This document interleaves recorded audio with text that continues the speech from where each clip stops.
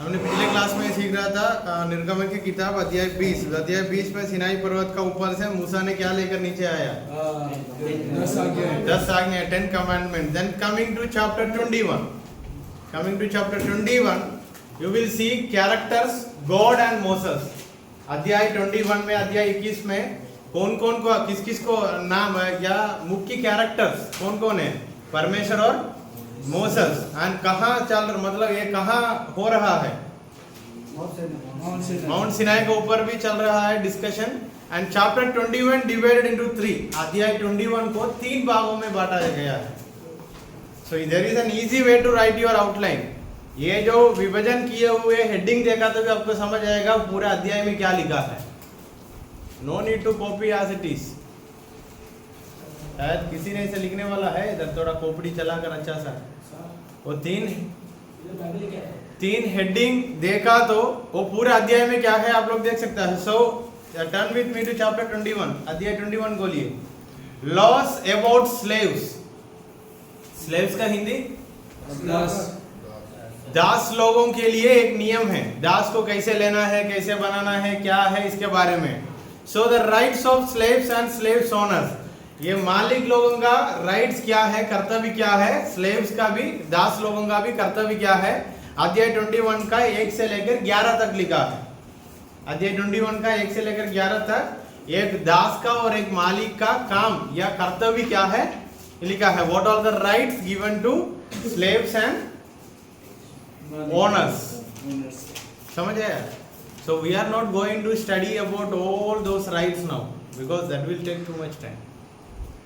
So अध्याय 21 का पहली भाग 1 से लेकर 11 तक मालिक लोगों का और दास लोगों का कर्तव्य के बारे में, राइट्स के बारे में लिखा है. कर्तव्य नहीं, दैट इज रेस्पॉन्सिबिलिटी. राइट्स मतलब ये है, ये उन लोगों का आजादी है, ये लोग करना ही है, ऐसे समझो. देन द सेकंड पार्ट 21 का 12 से लेकर 32.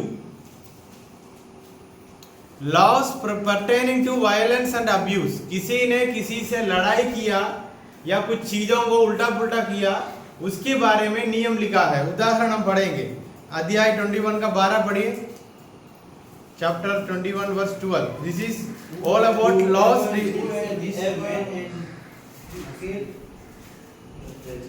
Whoever strikes a man so that he dies shall be put to death. मतलब किसी ने किसी को मारा और किसी ने किसी का चोरी किया, ऐसा कुछ किया तो ऐसा वाला लड़ाई के बीच में नियम क्या है. अध्याय 21 का 12 से लेकर 32 तक लिखा है. वायलेंस एंड अब्यूज के बारे में नियम. वायलेंस का हिंदी क्या है? अब्यूज मतलब अभी उदाहरण के लिए एक मालिक उसका चेला को, उनका एक दास को अलग तरीका का इस्तेमाल किया, जो नहीं करवाना है वो भी करवाया, उसके बारे में भी नियम है. कहाँ लिखा है? निर्गमन अध्याय 21 का 12 से लेकर. समझ आया? समझ आया नहीं आया? तीसरी भाग में loss regarding restitution for animals. पढ़िए 21 का 33. यदि कोई मनुष्य गड्ढा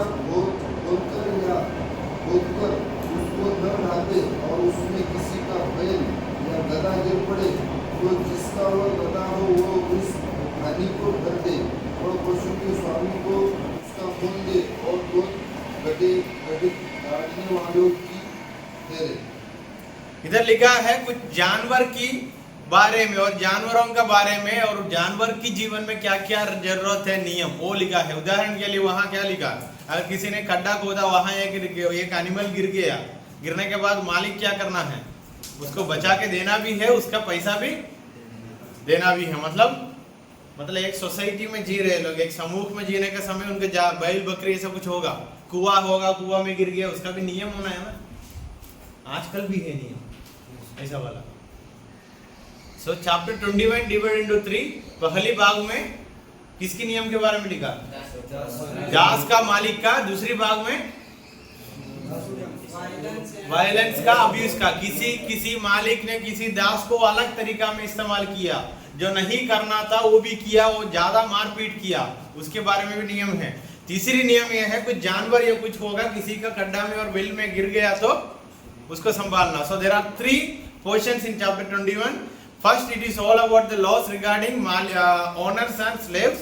Second one, it is all about violence and abuse and their rules. And the third one, restitution for animals. समझ आया? Rescue of animals or their rules. समझ आया? So chapter 21 का सारांश कैसे लिख सकता है रिपोर्ट? चैप्टर 21 में 3 भागों में बांटा है. पहली भाग में इसका रूल है, इसका मतलब क्या है समझना, और दूसरी भाग में ये वाला है, तीसरी भाग में चैप्टर 21 का रिपोर्ट और रीडिंग रिपोर्ट इतना ही है. हम तो पढ़े इसको, हमारे बुक भर गए. आप लोग क्या कर रहे हैं? पूरा ये पढ़कर फिर भी वही बातें उतारते हुए जा रहे हैं. मैंने पहले ही बोला था, the way you have to write outline. ये 3 पॉइंट में पूरा का पूरा चैप्टर का कहानी आया नहीं आया. 3 भागों में बांटा है. 3 अलग नियम है.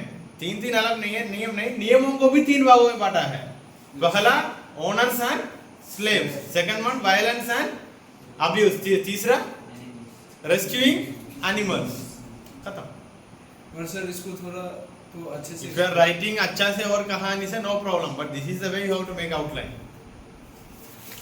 Coming to chapter 22. मैंने नरेटिव करके लिखने के लिए किसी को नहीं बोला, किसी ने लिखकर मुझे बोला आई एम राइटिंग नरेटिव है. कौन था वो? You do you know what is meant by narrative writing? Not summary. Narration means storytelling. पूरा का पूरा कहानी लिखना पड़ेगा. I did not ask you to write in narrative way. He told me that he is writing. I thought let him write. I don't have any problem. So coming to chapter 22. Characters, God and Moses. मूसा है और परमेश्वर है. Again this is happening in Mount Sinai. Mount Sinai.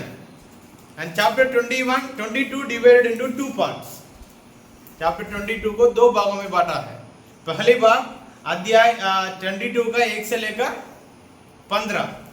22 का 1 से लेकर 15. And second भाग 16 से लेकर 31. So first division I am reading. The first division of chapter 22. Laws and punishment for the theft and accidental damage. 22 का 1 से लेकर 1 और 2 पढ़िए. Chapter 22 1 and 2. You will understand. मनुष्य बैल या भेड़ या बकरी चुराकर उसका घात करे या बेच डाले तो वह बैल के बदले 5 बैल और भेड़ बकरियों के बदले 4 भेड़ बकरियों भर दे. ओके. चैप्टर 22 का पहली भाग अध्याय 22 का 1 से लेकर 15 तक किसी ने चोरी किया तो उसकी नियम के बारे में लिखा है. 10 आज्ञा में क्या भी है. सो इसलिए किसी ने चोरी किया तो what all the rules they have to follow, that is written in chapter 22 first part. At the same time if an owner is giving appointing a person to take care of his animal and a wild animal came and attacked those animal, there is no rules or nothing. With the owner how to forgive him. समझ आया? अगर किसी मालिक ने एक बकरी या कुछ बकरियों को एक व्यक्ति को देकर, दास को देकर बोला इसको संभालना, अगर किसी जंगली जानवर आकर उसको मार डाला, तब वो दास को मालिक ने कुछ भी नहीं करना है, क्योंकि उनका गलती से नहीं हुआ ना. So that is written in chapter 22 first part. Chapter 22 का पहले भाग में 2 बातें लिखा है. पहला चोरी के बारे में नियम. दूसरी, अगर किसी मालिक ने किसी दास को कुछ सौंपा था संभालने के लिए, कोई जानवर आकर पकड़ के खाया, उसको कोई रेस्टिट्यूशन या कुछ बातें नहीं है. वो हम पढ़ेंगे चैप्टर 22 का 7. यदि कोई दूसरे के पास रुपया या सामग्री की 10. यदि कोई दूसरे को गधा या बैल या भेड़ बकरी या कोई और पशु रखने के लिए सौंपे और किसी के बिना देखे वह मर जाए या सोच खाए या हाँक दिया जाए. और पढ़ के देखिए वहाँ नियम क्या है लिखा है. 11 में भी लिखा है. क्या है कहानी, क्या है वहाँ? दोनों के बीच यहोवा की शपथ खिलाई जाए. नहीं, अगर वो मालिक ने ओनर को सताएगा, ऐसा लिखा है वचन में. क्या लिखा है? An oath by the Lord shall between them both to see whether or not he has put his hand to his neighbor's property. The owner shall accept the oath. He shall not make restitution. But if it is stolen from him, he shall make restitution to its owner. If it is torn by beast, let him bring it as evidence. He shall not make any restitution for what has been torn. अगर किसी ने चोरी किया तो उसका नियम अलग है. अगर मुझको मेरा मालिक ने एक बकरी को दिया, किसी ने चोरी किया तो मतलब क्या है? मैं अच्छा से नहीं, मेरा ही गलती आ जाता है ना. और किसी जानवर आकर मार डाला, कुछ नहीं, एविडेंस दिखाना. ये टाइगर आकर इसको मार डाला करके एविडेंस दिखाना खत्म हो जाएगा. सो चैप्टर 22 का पहला भाग में ये 2 भाग लिखा है. चैप्टर 22 का सेकंड पार्ट 16 से लेकर 31. It is all about the rules and regulation of social justice. सामूहिक रूप से ऐक्यता में कैसे जीना है उसके बारे में चैप्टर 22 का 16 से लेकर 31 का लिखा है. कि पढ़िए 22 का 16 और 17 पढ़िए. यदि कोई पुरुष किसी कन्या को जिसके विवाह की बात न लगी हो फुसलाकर उससे संग कुकर्म करे तो वह नीचे उसका मोल दे के उससे विवाह कर ले. परंतु यदि उसका पिता उसे देने से बिल्कुल इनकार करे तो कुकर्म करने वाला कन्याओं के मूल की रीति के अनुसार रुपया तोल दे. नियम क्या है समझ आए होगा. एक सामाजिक रूप से जीने के समय as we are living in a society there are some good conducts we have to maintain. इधर एक उदाहरण लिखा. क्या लिखा? अगर एक लड़का ने जाकर एक कन्या को सीधा बताया तो आजकल रेप होता है, ऐसा वाला कुछ बातें को हुआ तो क्या है करके नियम लिखा है. वो नियम क्या है आप लोग पढ़ने के समय आपको समझ आएगा. पूरा का पूरा हम नहीं पढ़ने जा रहे. और सेकंड, कोई सेक्सुअल रिलेशनशिप होगा विद एनिमल्स, जानवर से सेक्सुअल रिलेशनशिप, ऐसा वाला गंदा बात भी होते थे, आजकल भी होता है. कभी कभी हम न्यूज़ में पढ़ता है यूपी में, महाराष्ट्र में, राजस्थान में हुआ करके बकरी से लैंगिक संबंध हुआ करके. मतलब ऐसा वाला कुछ बात आया तो भी उसका भी नियम है. उसको क्या करना करके लिखा? पनिशेबल टू डेथ, उनको मार डालना क्योंकि उतना गंदा काम किया वो बंदा. सो chapter 22 divided into 2. In the first part it is all about the punishment of क्या? Theft, stealing and accidental damage of any property. Then the second part is सामाजिक रूप से कुछ नियमों के बारे में लिखा है. This is all about social justice. So because they are living in a community, their community needs some rules and regulations. So those rules and regulations are there in chapter 22 verse 16 to 31. Clear? If it is clear, we will go to 32. 23. Yes, sir. Chapter 23. Again character. God and Moses. Again it is happening in Mount Sinai.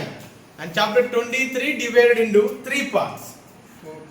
Chapter 23 divided into 3 parts. Chapter 23 verse 1 to 9 first part. अध्याय 23 का 1 से लेकर 9 तक पहली बात.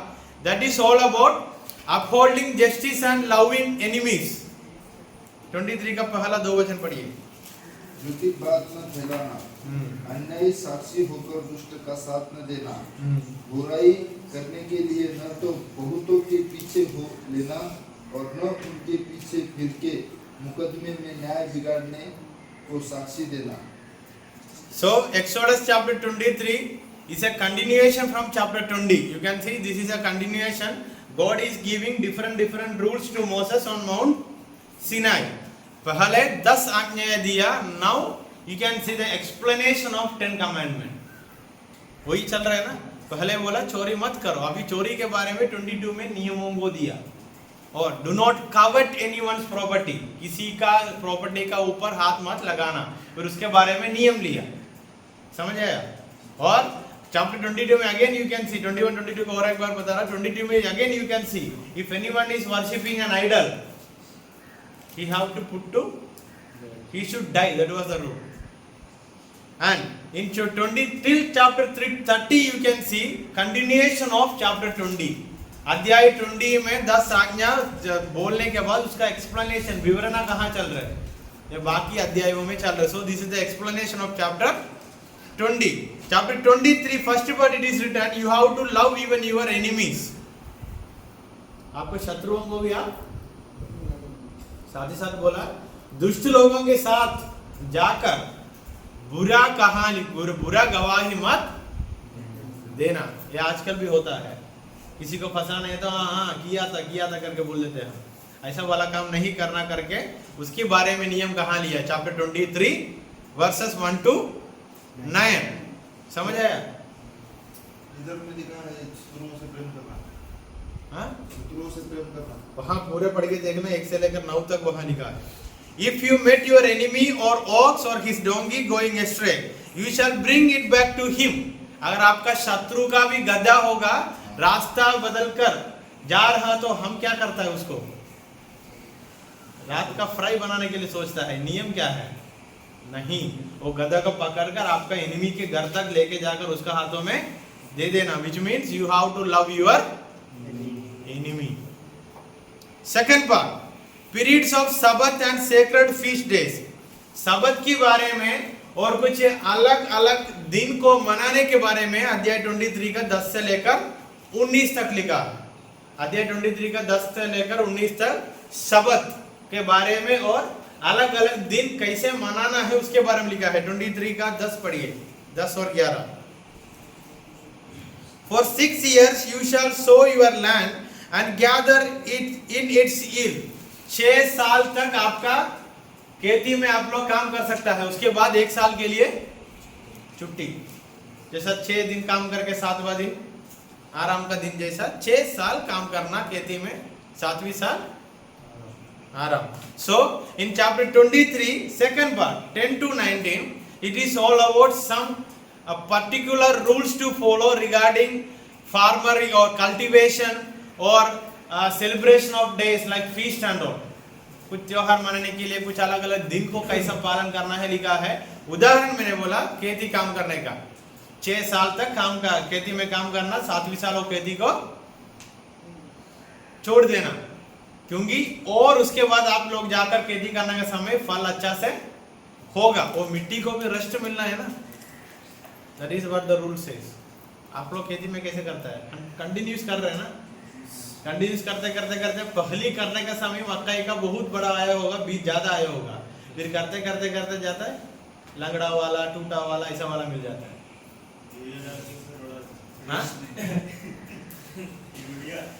Urea डाला तो फिर डालकर वो खेती में टमाटर डाला तो कैसे होगा? बंजर हो जाएगा, डालते रहेगा।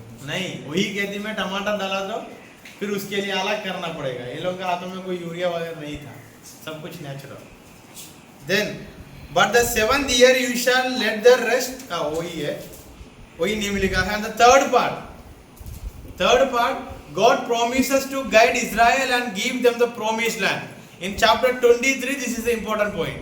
Chapter 23 verse 20 to 33 God again promising them that he will give them the promised land। वो वाचा का देश जरूर मैंने इजराइल लोगों को दूंगा करके परमेश्वर और एक बार याद दिलाया। Where? In chapter Exodus chapter 23 verse 20 to 33 God was going to send an angel ahead of the Israel to guard them and lead them to Canaan। परमेश्वर उनका एक दूत को इजराइल लोगों के सामने ही भेजा वो देश तक इन लोगों को पहुंचाने के लिए। God is sending an angel in front of them so that they can lead a good travel or they can have a good journey to Canaan। You understood? Sir ये 22 से लेकर 23 से अलग वाले। हाँ, 22 से लेकर चैप्टर 23 का 20 to 33। 23 verse 23 the land of the Amorite visited Yeah, when the angel goes before you and brings you to the Amorites and Hittites and the Perizzites and Canaanites, the Hivites and Jebusites, and I blot them out, you shall not blow down to their gods or not serve them। It means God is saying when you are traveling to that place, you will come across these people, you have to fight with them। So don't worry, उन लोगों का परमेश्वर से आप लोग दंडवत नहीं करना, क्योंकि मैं उन लोगों को क्या करूंगा? नाश करूंगा। So God is promising them, you have to face these people in your journey, but don't be afraid. You no need to fight with them. I am there to do everything. You no need to worship their God also, because I will take care of you। So God promised them once again, He will take care of them while throughout their journey to promised land। But there is one command, there is one condition। वो condition हम कौन सा अध्याय में पढ़ा था? कौन सा अध्याय में हम एक कंडीशन के बारे में पढ़ा? जब मारा को कुछ कहानी है, पानी को अच्छा पानी बदल के दिया था, तब परमेश्वर ने एक नियम बनाया, मेरी आज्ञा को पालन किया तो वो जो व्याधियां तुम लोगों के जीवन पे नहीं। इधर भी वही बता रहे, मैं हूं आप लोगों के साथ, I will take care of you, but obey my command. समझ आया? तो चैप्टर 13 में क्या है? पहला लिखा है अपना अपना एनिमीज को भी प्यार करना है। दूसरी भागों में लिखा है आप लोगों के खेती में और कुछ कुछ दिनों को कैसे मनाना है उसके बारे में लिखा। तीसरी भागों में क्या लिखा? वंस अगेन वाचा का देश तक लेके जाऊंगा करके कमांडमेंट को, जो प्रोमिस को याद किया और परमेश्वर को प्रॉमिस किया, I will take care of you but you have to obey my commandment. Coming to chapter 24. Again in chapter 24 you will see God, Moses, Aaron, Nadab, Abihu and 70 elders. Chapter 24 में कौन कौन है? परमेश्वर है, मूसा है, आरोन है, नादाब है, अबीहू है और 70 elders. इन लोगों को मूसा कहाँ चुना था? जब जत्रो आके बोला था मदद करने के लिए कुछ कुछ लोगों को। जत्रो कौन है? माइकल। माइकल का नाम Who is Jethro? Stand up. Who is Jethro to Moses? Father-in-law. Your name is Michael. कौन है? मूसा का पिता। This is the problem. And some people will say they knows. Who is Jethro to Moses? Father-in-law. उसकी wife का पिता।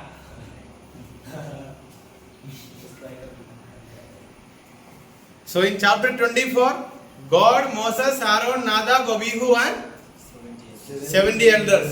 Who is Nadab and Abihu? Shambhu देवता। नादाब और अबीहू कौन है? ये तो हारून का बेटे हैं। हारून का सन्स ऑफ आरोन। आरोन का बेटे लोग का नाम नादाब और ये लोग कहाँ आता है कहानी में और चरित्र में कहाँ इन लोगों का नाम आया? अभी chapter 24 and 17 elders. Where it is happening? It is near to Mount Sinai. Chapter 23 से 24 से लेकर मीन्स गॉड परमेश्वर मूसा से क्या बोला था? माउंट सिनाई में आने के लिए किस किस को परमिशन मिला? Only to Moses and later Aaron भी था। Here only to Moses God is giving all this commandment. Rules किसको दे रहा था? ओनली मूसा को। मैं सोच रहा था ये नीचे अगर बताना है तो कौन बताएगा?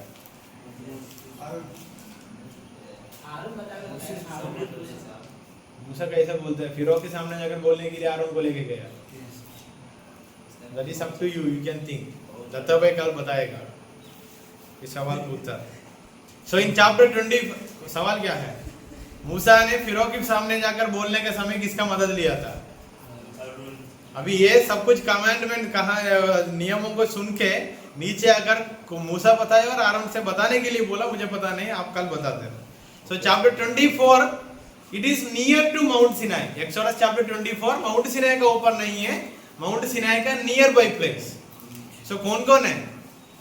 गॉड, मोसेस, आरोन और आरोन का बेटा नादाब, अबीहू and 70 elders. Chapter 24 divided into 2.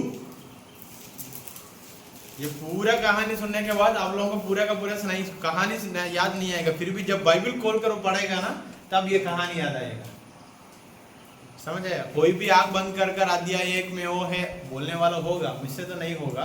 और नया नियम का है तो थोड़ा अच्छा से पता है, ये तो नाम ये सब कुछ राज ना है। But whenever you get a portion to read or whenever you are opening your Bible, you will surely remember. At least अभी खोपड़ी चला के बैठा था, at least if you are using your brain now, surely you will these things will come to your mind. So chapter 25 divided into 2. First portion 1 to 8. 1 to 8. Chapter 24 verses 1 to दीपक को ऐसे बैठा है, हमको सब कुछ पता है, कोई लिखना वाना कुछ नहीं है। एटलीस्ट बाइबल में तो अंडरलाइन कर दो। Chapter 24 verse 1 to 8। Moses tells Israel the words of the Lord. After speaking with Moses through the last several chapters, God told him to return to the people and bring Aaron, Nadab and Abihu and 17 elders of the people to come and worship from afar. अभी chapter 23 तक अलग अलग नियमों को देने के बाद chapter 24 में परमेश्वर मूसा से बोला आदाब नबी आरोन नादाब अबीहू और 70 बड़े लोगों को लेकर आकर आराधना करना, आराधना का समय लोगों से ये सब नियमों को शेयर करना. So in chapter 24 God is asking Moses to bring all these fellows, Aaron and 2 sons and 70 elders, and worship God. At the same time share these commandments, so these rules to the people of Israel. You understood? So what is the leprosy or lepis lazuli Where it is written? 10? 24 verse 10. Verse 10. And they saw the God of Israel, there were under his feet, as it were a payment of sapphire stone, like that is kind of stone that I don't know in Hindi. You just Google it, you will see the photo, sapphire stone.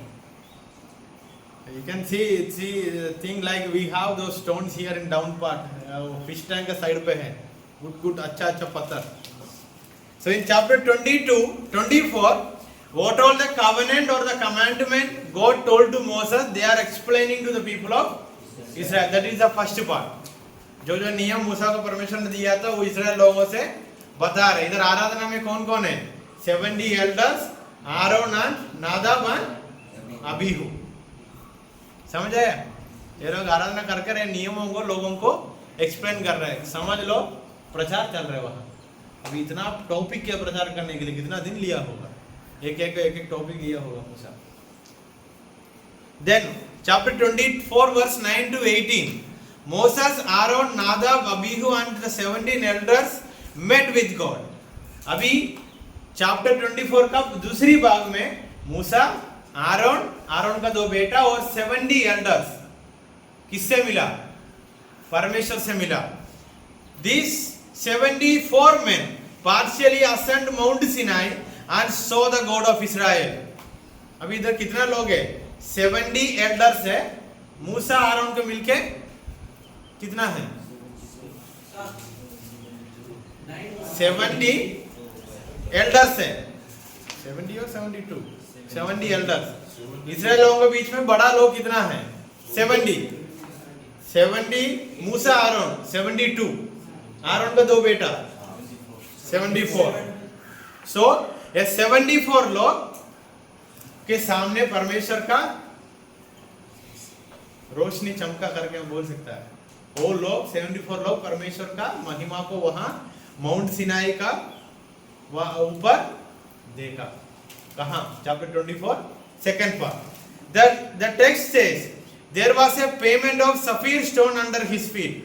The men ate and drank on the mount but did not approach God. God called for Moses to go up further on the mountain and meet with him so he could give him tablets of stone where it is written laws of the commandment. मूसा से परमेश्वर ने बोला Mount Sinai पर आने के लिए ताकि वो नियमों को लिखे हुए पत्थर को मूसा के हाथों में देने के लिए. समझ आया? So God gave those commandments or written on a stone to whom? To Moses. So that is there in chapter 24 verse 7 to 9 to 18. On the 7th day, सातवां दिन, God called Moses and he went into the cloud and met with God and he remained there 40 days. सातवां दिन फिर मूसा को परमेश्वर ने बुलाया. उन्होंने 40 दिन परमेश्वर के साथ वो माउंट सिनाई पर ही जिया. कितना दिन? 40 days. ये 40 days और कुछ बातें आप लोगों को दिखा. नया नियम से याद आता है क्या? यीशु मसीह कितना दिन फास्टिंग लिया? Then now the appearance of the glory of the God was like that is no need. इधर कहानी समझ आया? Sir, first part 1 to 9. 8. 1 to 8 और 9 to 1 to 8 पहली भाग में मूसा से बोला परमेश्वर नीचे जाकर इन सबको बुलाकर ये नियमों के बारे में दुनिया वहां इजराइल के लोगों को बताना 1 to 8। देन 9 to 18 इन लोगों से बोला ऊपर आना। इन लोगों के सामने ही परमेश्वर का दर्शन हुआ। उनके बाद 7वां दिन मूसा के हाथों में उसके बाद परमेश्वर ने मूसा को पत्थर में लिखे हुए नियमों को दिया। उसका 7वां दिन 40 डेज मूसा परमेश्वर के साथ जिया। इधर तक समझ आया चैप्टर 24 सबको? Coming to chapter 25 character again only God and Moses and this is happening near to Mount Sinai. ये तो सेकंड पार्ट हो गया। हाँ थर्ड पार्ट नहीं है। थर्ड पार्ट है करके कौन बोला? पहला भाग है ना सर। ये देखो पहला भाग 1 to 8 हाँ 9 to 18 आपने बोला 18 तो मैं उधर मार्क भी किया। तो लिखी है ना 18 उसके आगे कहाँ है 24 we are talking about, right? I said only 2 part 9 to 18 से ज्यादा वचन है क्या? नहीं है सर वही तो मैं बोल रहा मेरा बाइबल में 18 लास्ट है। 25 को मार्क चैप्टर 25 को पढ़ते पढ़ते बोल रहे होते हैं। अभी माइकल की जैसा सीखने लगा। मत्ती खोलने के लिए बोला तो मार्कुस खोल के बोलते हैं मेरा बाइबल में ही है, बाकी सबका बाइबल गलती है। फिर भी मानता नहीं है, बोलने का समय था। So coming to chapter 25 again God and Moses. ये माउंट सिनाई का पास में हो रहा है, ऊपर नहीं। पेंसिल लेता हूं सर पेंसिल या सो चैप्टर 25 में 4 भाग है 1 to 9 फर्स्ट पार्ट। एक कंट्रीब्यूशन फॉर द टैबरनैकल। टैबरनैकल का हिंदी क्या है? शंभू शरण सर बोला था टापू तंबू वाचा का तंबू संदूक और someone please read chapter 25 verses 1 to 3 The Lord said to Moses, in Hindi यहोवा ने मूसा से कहा इस्राएल से यह कहना कि मेरे लिए भेंट लाए, जितने अपनी इच्छा से देना चाहे उन्हें सभी से भेंट लेना। और जिन वस्तुओं की भेंट उन्होंने ली है वे यह अर्थात सोना चांदी पीतल टीले और वाचा का संदूक। लाल रंग का कपड़ा। that is ark of the covenant this is tabernacle है।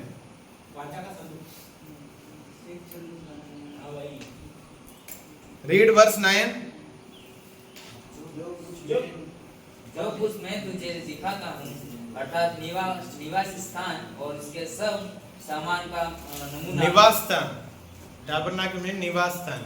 so chapter 25 पहले भाग में निवास करने के लिए स्थान कैसे बनाना है, मतलब मंदिर बनाने का कैसे समझो।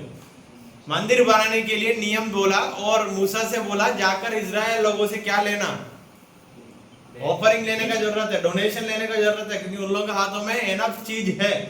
सो in the first part of chapter 25 that is versus 1 to 9 there are some rules and regulations to construct टैबरनैकल निवास स्थान।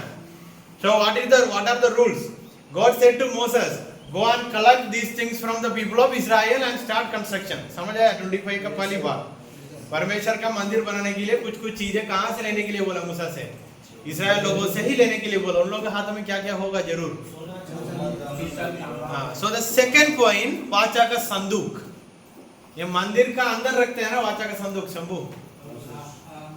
सो सेकंड पार्ट 25 का 10 से लेकर 22 वाचा का संदूक को कैसा बनाना है उसके बारे में लिखा नियम।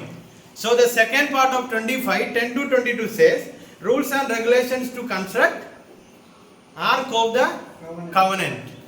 ark of the covenant almost looks like this।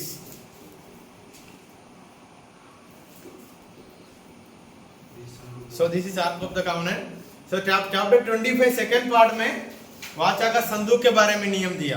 And the third part chapter 25 23 से लेकर 30 तक।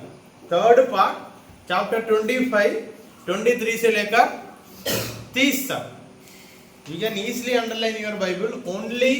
मैंने जो पार्ट बताता हूं उसकी पहली भाग अंडरलाइन कर देना बस। उदाहरण मैंने बोला थर्ड पार्ट 23 का 23 से लेकर 30 23 अंडरलाइन कर देना बस। ऐसा आप लोग जल्दी कर सकता है। The golden table for the bread of the presence. किसी ने पढ़ी है चैप्टर 25 का 23, 24? फिर बबूल की लकड़ी की एक मेज बनवाकर उसकी लंबी 2 हाथ चौड़ाई 1 हाथ और ऊंचाई 1.5 हाथ की हो, उसे चौके सोने से मरवाना और उसके चारों ओर सोने की एक ये टेबल की क्यों बना रहा है? Why this table is? Plate रखने के लिए। So the third part of chapter 23 explains the rules and regulations for the table in order to keep the bread. ये है ना, इसको ऐसा माना जाता है परमेश्वर की उपस्थिति वहां आया करके एक नमूना, एक उदाहरण कैसे समझ लो, ये नियमों की वजह से। पहले मंदिर, उसके बाद मंदिर के अंदर रखने का आर्क ऑफ द कवेनेंट, उसके बाद table. The fourth part the golden lamp stand 25, 31 से लेकर 40। एक गोल्डन लैम्प स्टैंड आप लोग देखा होगा, बहुत फोटो में इधर भी है, ये देखो this thing, lamp stand. So if you go to traditional churches like Roman Catholic Church, you will see the same lamp. It will be placed before that idol, and there is a table prepared to keep all those things in Roman Catholic Church. So coming Sunday, if possible, if there is no rain, class number 1 and if class number 2 want to come, you can join with us. We will go to different churches for visiting. We will see. We will go to मतलब no need to go, no need to travel along. Here itself we have 3 churches. We can walk and go. कुछ लोग सोचने लगे अरे मिल गया Sunday को घूमने जा सकते हैं, कुछ भी नहीं है, इधर ही है। एंड वहाँ आराधना 10 बजे खत्म हो जाता है। So you have to get up early, get ready by 7:30, 8 o'clock आराधना शुरू होता है ना। By 8 o'clock go and sit and visit. हाँ, वो लोग कुछ मैंने करेगा। Don't take your Bible. Bible लेके नहीं जाना है। That is part of denomination subject. Akhil sir will explain. So go and sit and watch and write. Make a note while coming back. Don't sit there and write. While coming back to room you write. Sir. Don't take your mobile also. वो बाद में हम करेंगे। So chapter 25 का 31 से लेकर 40, fourth part, वो golden stamp,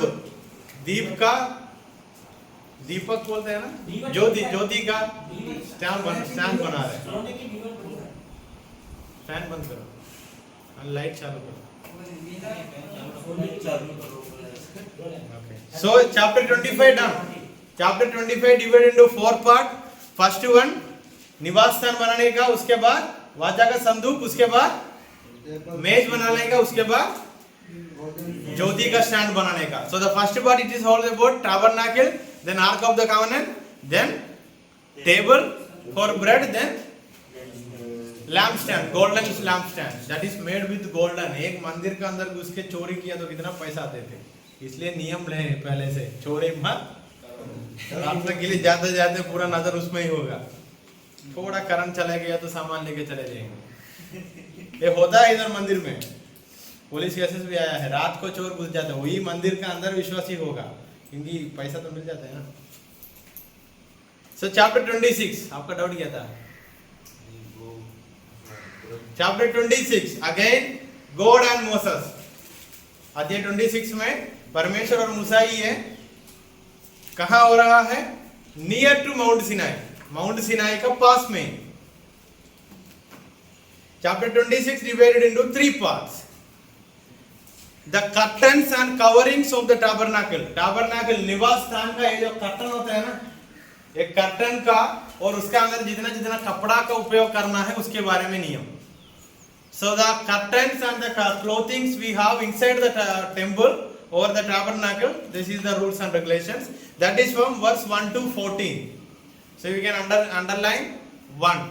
First part हो जाता है। So 1 to 14 first part. It is all about the curtains and covering. अगर खिड़की है तो वहाँ कौन सा कपड़ा डालना है, कैसा वाला कपड़ा डालना है, और अल्तार में वो मुख्य वेदी का वहाँ कैसा वाला कपड़ा डालना है, टेबल के ऊपर कैसा कपड़ा डालना है, सब कुछ नियम 26 में है। देन 26 सेकंड पार्ट 15 से लेकर 29, the frames of the tabernacle, निवास स्थान का frames. In addition to the curtain and covering, Moses wants to build frames to support the tent structure. Frames होते हैं ना, उदाहरण के लिए हम फ्लेक्स चिपकाने तो हमको क्या जरूरत है, ये देखो ऐसा दिखाई नहीं देगा, फिर भी दिखा रहा हूं क्योंकि हम इतना दूर में बैठा है। सो फ्रेम्स बनाने की जरूरत है। उदाहरण खिड़की बनाना है तो इधर पहले क्या बनाने की जरूरत है, फ्रेम सर। फ्रेम बनाना है। सो उसके बारे में नियम चैप्टर 26 का 15 से 29, ये कौन बनाना है, कितना मेजरमेंट लेना है, सब बातें वहां लिखा है। सो 26 का थर्ड पार्ट, 26 का थर्ड पार्ट 30 से लेकर 37, 30 से लेकर 37 माइक लेना पड़ेगा sir. No need.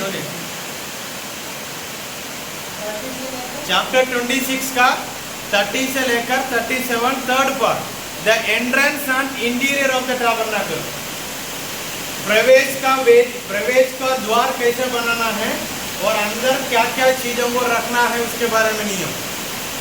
Way you are understanding right? So the third part is all about how to make the entrance gate and what all the interiors they should keep, table हो या कुर्सी हो, कुछ भी होगा, कहाँ रखना है, कैसे बनाना है, सबका नियम चैप्टर 26 का थर्ड पार्ट में बताया। क्लियर?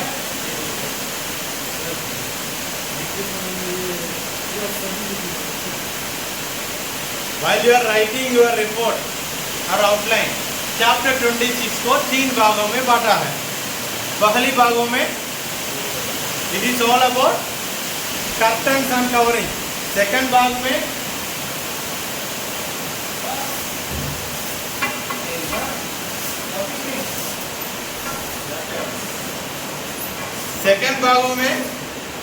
फ्रेम्स कैसे बनाना है उसके बारे में लिखा।